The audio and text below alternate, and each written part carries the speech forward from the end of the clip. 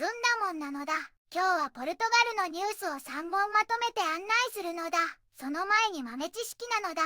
ポルトガルは日本語で漢字の当て字でブドウ球がで書かれることがあるのだ。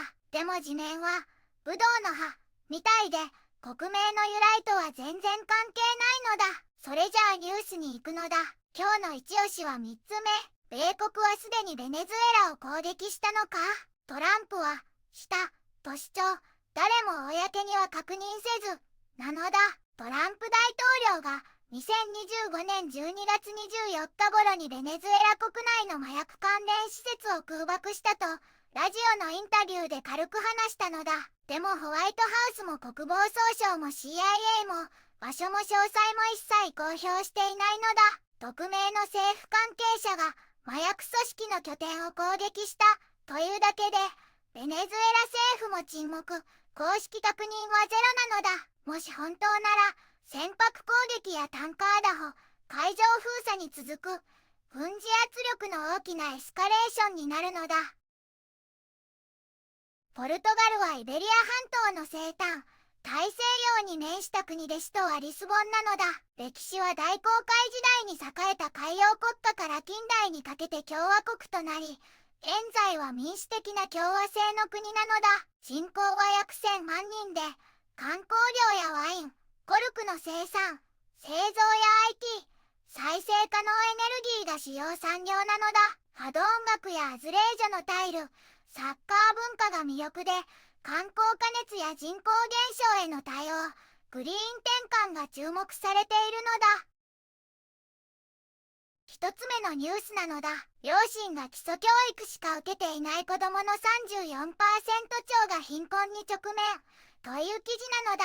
ポルトガルで研究者カルロス・ファリーやロドリゲスさんが統計局 INE の調査を分析したのだ。全体の貧困率は2023年の 16.6% から2024年に 15.4% へ下がり、過去最低になったのに、子供と若者の貧困は 17.8% から 17.6% とほとんど改善していないのだ。特に親の学歴で差が大きく、親が基礎教育だけだと子供の 34.3% が貧困だが、高等教育だと 8.9% なのだ。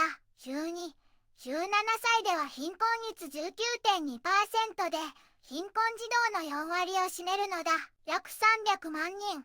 ではなく約30万人の子供が貧困で、その 75% は働いている家族の子供なのだ。一人親家庭では貧困率が 35% 超に悪化し、外国籍の子供は 38% 超と特に厳しいのだ。研究者は教育を軸に学校、医療、社会参加を一体で支える多面的な政策が世代を超える貧困の連鎖を断つ鍵だと訴えているのだ。二つ目のニュースなのだ。プーチン氏、トランプ氏にウクライナが大統領の休暇用別荘を攻撃しようとしたと伝えたという記事なのだ。ロシアのプーチン大統領がロシア北西部のブボロド州ドルギエ、ボロディにある自分の別荘がウクライナのドローン91機による攻撃を受けたと主張したのだ。ロシアのラブロフ外相は防空網が全撃できついし被害はなく、しかしプルーデントな攻撃への報復として同様の標的リストを用意していると警告したのだ。プーチンはこの話を前日にフロリダでゼレンスキー大統領と会談したばかりのトランプアメリカ大統領との電話で伝え、トランプは衝撃を受けたとされるのだ。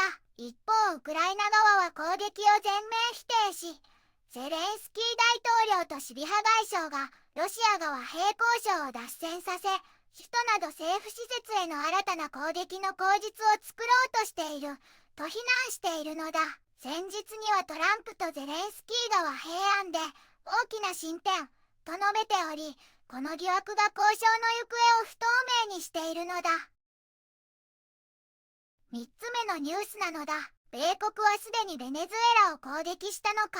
トランプはしたと主張。誰も公には確認せずという記事なのだ。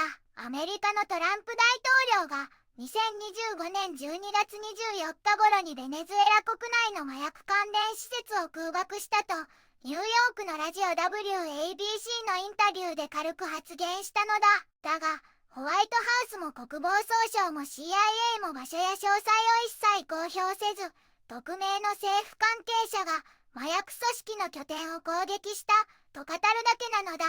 ベネズエラ政府も沈黙しており、公式な確認はゼロなのだ。もし事実なら、麻薬取締名目のカリブ海での船舶攻撃や石油タンカー打破、海上封鎖に続く対ベネズエラ軍事圧力の重大なエスカレーションになるのだ。子供の貧困に心を寄せ、対話と慎重さで緊張を解く努力を続けるのだ。済んだもんなのだ。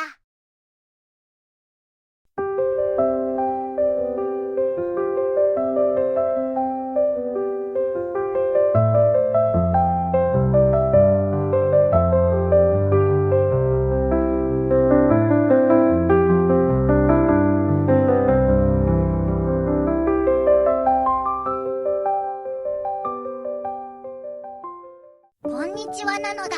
この番組では世界のあまり知られていない国や地域からちょっと不思議でちょっと感動するニュースをお届けするのだ。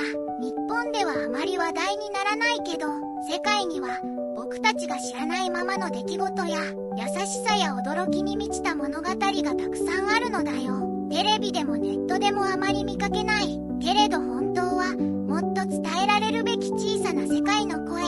そんな声を僕と一緒に見つけに行くのだ。さあ、一緒に知られざる世界の旅を始めるのだ。